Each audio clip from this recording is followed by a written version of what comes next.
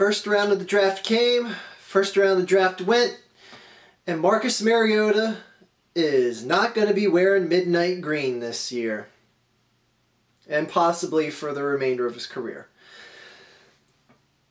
I gotta admit,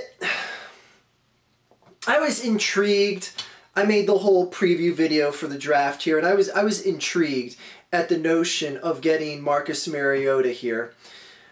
For more than just the fact that he's a good quarterback, or has the potential to be an excellent NFL quarterback. It was a unique circumstance here in the guy that picked him out, groomed him, and trained him to be the Heisman Award-winning super quarterback from the University of Oregon. The man that did that, Chip Kelly, happened to be the coach here in Philadelphia. So there's a unique bond, relationship there, what have you. And you had to say to yourself, you know what? You could see something truly special because you've never had this yet in the NFL where you've had, such a kinship between the two. And, he's helped teach him his way through the game, and he has a chance to play under him again at the professional level. But it wasn't meant to be. It wasn't meant to be. And frankly, I'm just at a state of everyone, specifically in Philadelphia, just needs to move on. We all just need to move on. And this is the final video I'm going to be making about this. I'm not going to harp on Marcus Mariota every single time he scores a touchdown throughout the entire NFL season, throughout his career, or anything like that. It's just time to move on in Philadelphia because it's I don't know what word you want to use to describe it, but it's just odd that there is so much negativity, disappointment, not understanding how they couldn't get him. Like, all that is just boiling to the surface right now. And it's like, we did, draft a guy, Nelson Aguilar. Like, you can't crowbar a word in about him because it was such a cataclysmic disappointment that the Eagles and Chip Kelly did not land Marcus Mariota. Now, like I said in my preview video to the draft, was intrigued by this, but I was also scared by the amount that would have to be given up. And when it comes down to it, folks, there wasn't an amount, anything below the amount of insanity that you'd have to give up in order to move from number 20 to number 2. And let's face facts here. That shit just doesn't happen in the NFL. Never has, and frankly, never will. Unless you unload the king's king ransom and drop that on the lap of someone. It's just not going to happen. I mean, look at San Diego. San Diego gave up a third and a fourth round to move from 17th to 15th. I do believe that was the numbers. It was 2 picks in the draft, just so they could lock up a running back that they wanted. They gave up a third and a fourth round pick just to move up from one team spot to another team spot. To go from 20 to 2, oh, you're talking about multiple players, multiple first round picks. You couldn't even fathom, like you couldn't even rationalize what it was because nothing of that magnitude, movement-wise in the draft has ever been attempted. Well, I'm sure it's been attempted, but to be taken seriously. Do I think Chip Kelly really wanted Marcus Mariota? Absolutely. Absolutely. I think it's bullshit that he's saying like he made no real serious offer for it. Because, frankly, if he honestly believes, like I said in that previous video, if he honestly believes that Marcus Mariota could win multiple Super Bowls in this league, he would be doing himself and his team a disservice to not actively pursue him. If he honestly believes he is a Super Bowl potential winning quarterback. And that notion right there, that's what really kind of sold me. I'm like,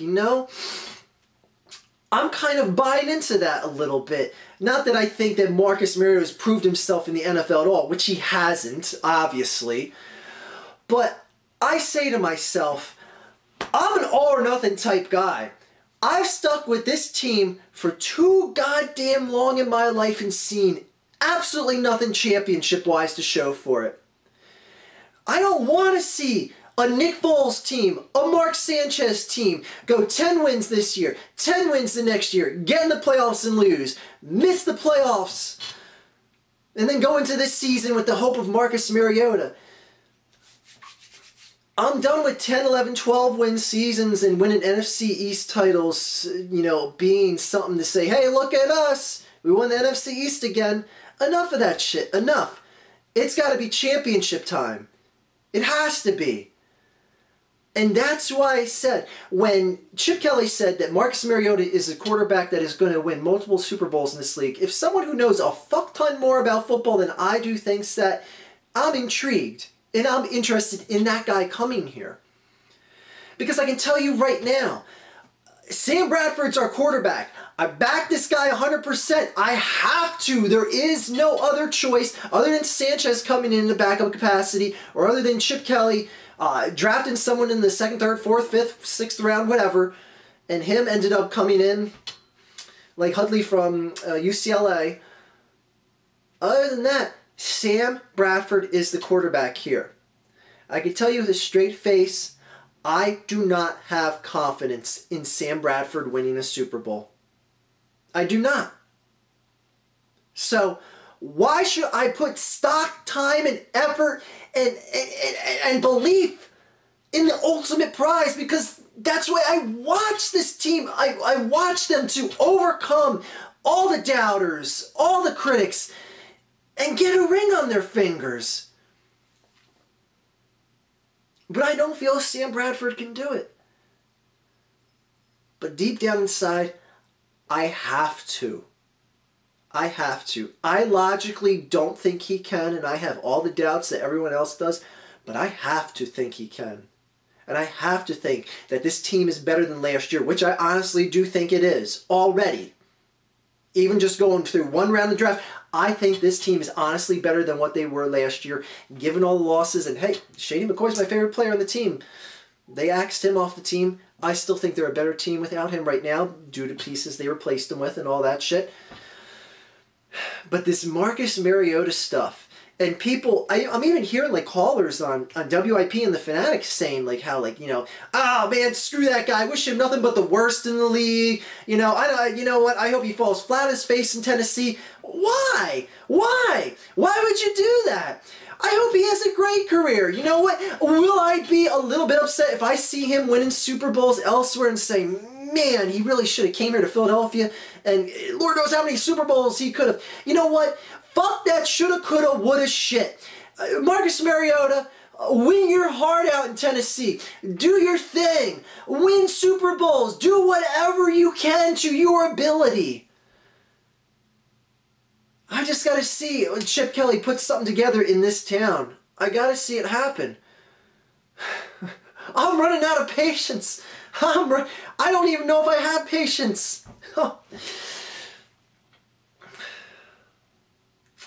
Marcus Mariota, it was a fun concept to toy around with our minds, but did you realistically, honestly think that it was going to happen?